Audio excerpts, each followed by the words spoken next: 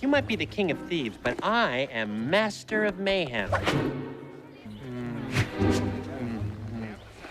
Why exactly is he here? He knows Jet. No, in a grander sense. Why is he here? The relationship between Bruce and I is quite different than Joxer and Autolycus. Bruce Campbell sucks. He's awful. What a horrible person to work with. For one, I'm much smarter than Bruce. He and Ted had always wanted to work together. You know, I'm more graceful. They loved doing the Hope and Cosby routine and all of those things. You want dangerous? Drive a nicer car, and Bruce gets comedy and gets Ted. What a loser. just better at everything, mostly. We thought it was a natural pairing at the time to bring them in to do that. So. Working with Bruce is fantastic. All of us had the luxury of working with Bruce on set as Autolycus on many occasions. I've known him since I was 10, so I always sort of remember him as this taller, older guy until I grew up and I'm the same size as him. But Bruce has I think an interesting dichotomy that he's absolutely no, don't say. All right, say. Beautiful. He's handsome, but yet he has this really bizarre sense of humor that comes across. Part of him is Hollywood kind of, movie making or whatever. Pleasure doing business with you, Cleo. And the other half of him totally eschews that. Like he'll wear socks with his sandals just to keep his ego straight. That's what Bruce does. Because of that relationship, because when I was 10 and he was 16, them going, "Get out of here, we're trying to do something, you brat." Now beat it. That tone of voice, taking that on the set is fine for me, because, he kind of yells and it's sort of like sense memory. I think he cut his teeth as a director on Hercules and on Xena. It was an opportunity for Bruce to direct. He's an actor first and foremost, and so all of his direction comes from that viewpoint with a real love of actors.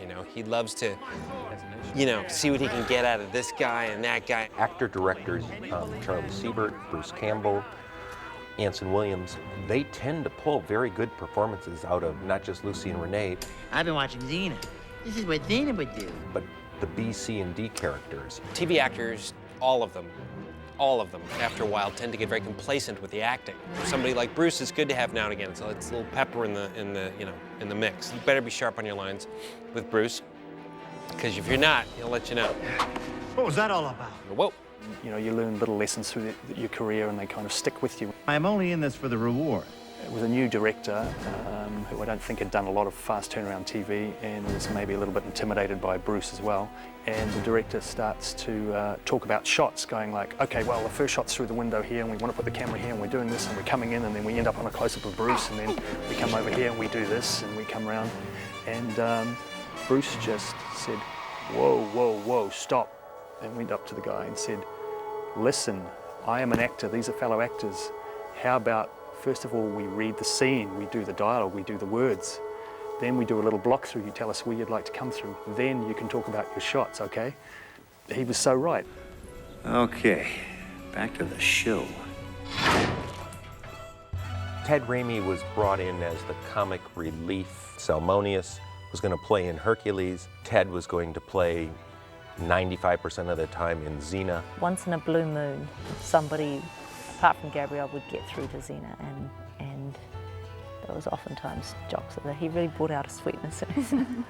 We always thought Xena knew exactly that Joxer was pining for Gabrielle. But Gabrielle was mean to him on so many occasions, Where does it hurt? Right there.